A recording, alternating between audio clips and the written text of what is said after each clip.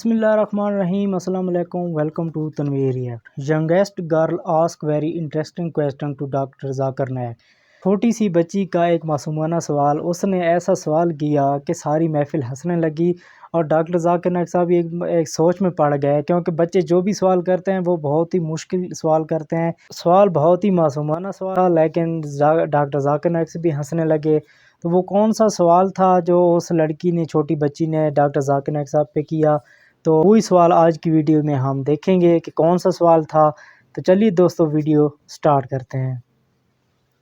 ہدایت کی روشنی پھیلانے والوں کے ساتھ ایک ہلکا اجتماع رہتا ہے جس میں شامل ہونے والوں کی پہچان صرف اور صرف خدا سے محبت کرنے والے کے طور پر کی جاتی ہے. اس میں رنگ، نسل، ذات، دولت، مرتبے، مقام اور عمر کی کوئی قید نہیں ہوتی. خدا سے محبت کرنے والوں کے ساتھ خدا کی مخلوق جڑتی جاتی ہے اور قافلہ بنتا جاتا ہے. ڈاکٹر ذاکر نائک بھی ایسے ہی خدا کے بندے ہیں جو اس کی راہ میں ریاضت کرتے رہتے ہیں، اور جب ان کی باتیں سنی اور سیدھی دل پر جا کر لگتی ہیں، پھر چاہے سننے والے کسی بھی عمر کے ہوں. آج کی ویڈیو میں بھی ہم آپ کے لیے ایسے ہی انوکھے چاہنے والوں کے سوالات لے کر آئے ہیں جو ڈاکٹر ذاکر نائک کو فالو کرتے ہیں، ان کی باتیں سنتے، سمجھتے اور ان پر عمل کرتے ہیں. اس ویڈیو میں ہم آپ کو دو ایسے بچے دکھانے جا رہے ہیں جو ڈاکٹر صاحب کا لیکچر سننے کے لیے آئے تھے. انہوں نے 3 گھنٹے طویل لیکچر سنا اور اس کے بعد اپنی باری کا انتظار کر کے اپنے سوالات ان کے سامنے رکھے. اس پہلی بچی کا نام مریم ہے جس نے مائک پر آ کر سوال کیا. اس کا پوچھنا تھا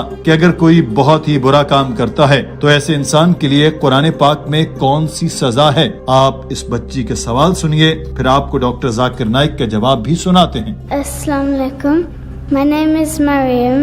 My question is, if someone does something really bad, then what does Allah recommend in the Quran to give them a punishment? Doctor Zakir Naik سوال سن کر شفقت سے مسکراتے ہوئے مائک پر آئے اور اس بچی کی عمر کے مطابق ہی آسان الفاظ میں اپنا جواب دینا شروع کیا.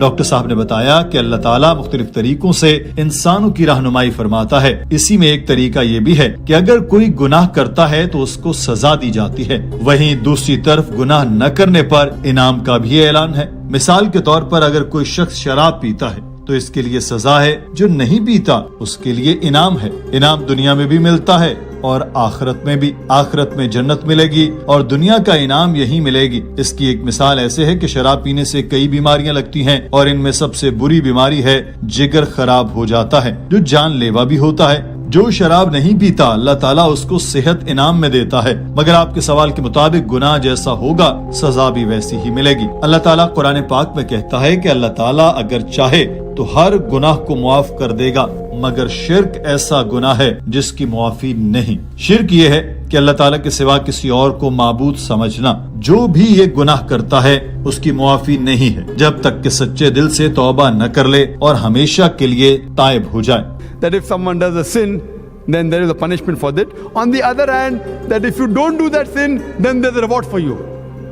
So one of the aspects is, if you don't do this, if you don't drink alcohol, there's a reward for you. If you don't rob, there's a reward for you.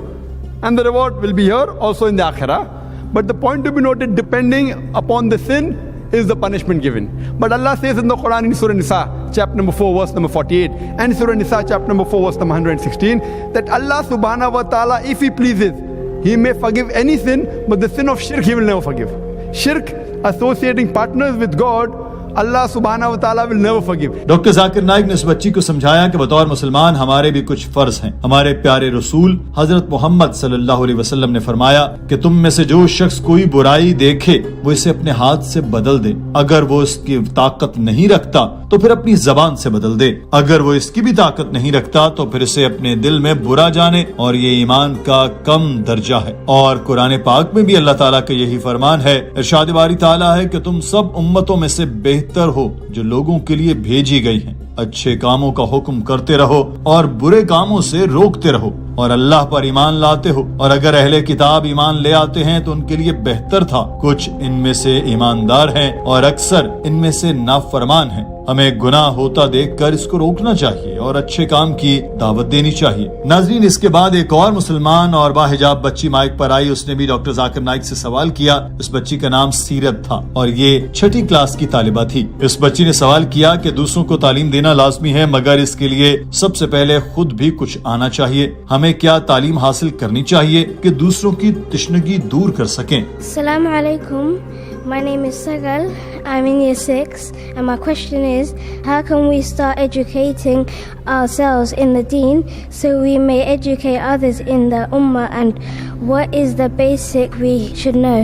Doctor Zakir Naik اس بچی کے سوال سے بہت خوش ہوئے اور اس کی کھل کر تعریف کی. ایسی چھوٹی عمر میں یہ بچی بہت ہی پختہ سوچ رکھتی ہے. ڈاکٹر ذاکر نائک نے اس بچی کو بتایا کہ دور حاضر میں تعلیم کی اہمیت سے کسی کو انکار نہیں ہے. اگر ہمارے پاس تعلیم نہیں تو دنیا جہان کی ساری دولت بیکار ہے. ہمیں دنیا کی تعلیم حاصل کرنی چاہیے. اسکولوں میں جائیں, کالجز میں جائیں, یونیورسٹیز میں جائیں, اور اس کے علاوہ بھی جہاں کئی علم کی محفل دیکھیں, ہمیں وہاں جا کر نہ صرف سننا چاہیے بلکہ سوال و جواب کرنے چاہیے, جیسا کہ آپ یہاں پر آئیں اور پہلے سنا اور اب اپنا سوال بھی کر رہی ہیں. یہ بہت اچھی بات ہے. آپ کو علم کی اہمیت کا احساس ہے تو تعلیمی ادارے اسی مقصد کے لیے بنے ہیں کہ ہمیں وہاں سے جتنی ممکن ہو اتنی تعلیم حاصل کرتے رہیں. مگر سب سے بہترین تعلیم ہمیں قرآن پاک دیتا ہے. یہ ہدایت کی کتاب ہے. آپ قرآن پاک کا ترجمہ پڑھیں اور اس کو اپنے دل میں بٹھائیں, پھر اس پر عمل بھی کریں. یہ ایسی کتاب ہے جو ہمیں رہنمائی دیتی ہے, ہمیں سیدھا راستہ اور ہدایت دیتی ہے. یہ علم کا خزانہ ہے. Natural knowledge is such a thing that it's a big ocean, but the best book for guidance is the glorious Quran. I would ask you to read the translation of the glorious Quran. That's the best. This is the best book of guidance. It is a proclamation to humanity. It is the most positive book in the world. It is a fountain of mercy and wisdom. It is a warning to the heedless. It's a guide to the erring. It's an assurance to those in doubt. It's a solace to the suffering and a hope to those in despair. The best book that anyone can read for guidance is the glorious Quran.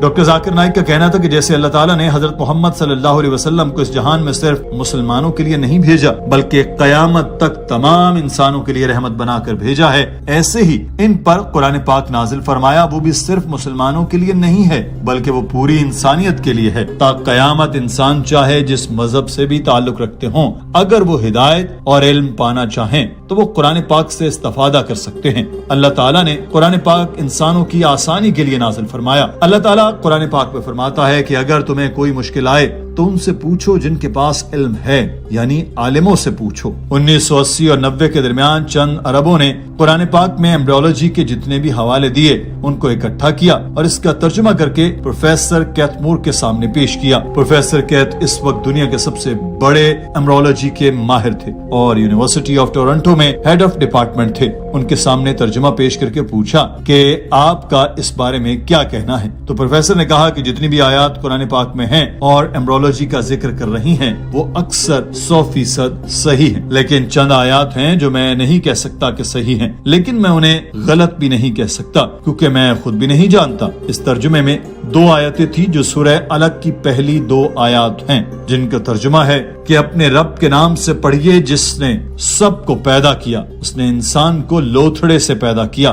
الگ کے 3 معنی ہیں, ایک خون, دوسرا لٹکنا اور تیسرا جونک. تو پروفیسر کیتھ نے کہا کہ میں نہیں جانتا کہ ان 2 آیات میں کیا کہا گیا ہے. کیا واقعی رحم مادر میں بچہ جونک جیسے لگتا ہے؟ تو انہوں نے اپنی لیبارٹری میں طاقتور مائکروسکوپ کے اندر ایمبریو کو دیکھا اور سائیڈ میں جونک کی تصویر لی اور وہ چونک گئے کہ وہ آپس میں کتنے ملتے جلتے تھے. پروفیسر کیتھ مور کو 80 سوالات پوچھے گئے تھے. انہوں نے کہا کہ اگر آپ یہ سوالات مجھے 60 سال پہلے پوچھتے تو میں 50% سے زیادہ جواب نہیں دے پاتا کیونکہ ایمبریولوجی ابھی وجود میں آیا ہے, ابھی اس پر تحقیق ہو رہی ہے. تو انہوں نے پھر قرآن و حدیث کے ذریعے بھی جو نیا علم حاصل کیا انہوں نے اپنی تیسری کتاب میں لکھا اور اس کتاب کو اس سال میڈیسن کی فیلڈ میں سب سے بہترین کتاب کا ایوارڈ ملا اور اس کتاب کا ترجمہ کئی زبانوں میں کیا گیا. اور پروفیسر کیتھ مور نے کہا کہ مجھے یہ ماننے میں کوئی اعتراض نہیں ہے کہ قرآن پاک خدا کی طرف سے ہے اور حضرت محمد صلی اللہ علیہ وسلم اللہ تعالیٰ کے پیغمبر ہیں. ڈاکٹر ذاکر نائک نے اس بچی کو بتایا کہ اگر پروفیسر کیتھ مور کے پاس دنیاوی علم نہ ہوتا تو وہ کبھی بھی قرآن پاک کی آیات کی تصدیق نہ کر سکتے, لیکن اگر قرآن و حدیث کا علم نہ ہوتا تو وہ کبھی یہ کتاب نہ لکھ پاتے جس کو نہ صرف پہلا انعام بلکہ آج بھی میڈیکل سائنس میں یہ کتاب طلبہ کو پڑھائی جاتی ہے تاکہ وہ اچھے سے پڑھائی کر کے دوسروں کی مدد کر سکیں. تو اس واقعے سے ہمیں پتہ چلتا ہے کہ نہ صرف دنیاوی علم حاصل کرنا ضروری ہے بلکہ دینی علم بھی ضروری ہے. دونوں علم ہمارے پاس ہوں تو ہم نہ صرف خود اس سے فائدہ حاصل کر سکتے ہیں بلکہ ہم دوسرے انسانوں کو بھی فائدہ پہنچا سکتے ہیں. تو دوستو یہ تھی آج کی ویڈیو. امید کرتا ہوں کہ ویڈیو آپ کو بہت پسند آئی ہوگی. نئی ویڈیو کے لیے میں دوبارہ حاضر ہوں گا. دعاؤں میں یاد رکھیے گا. اللہ حافظ.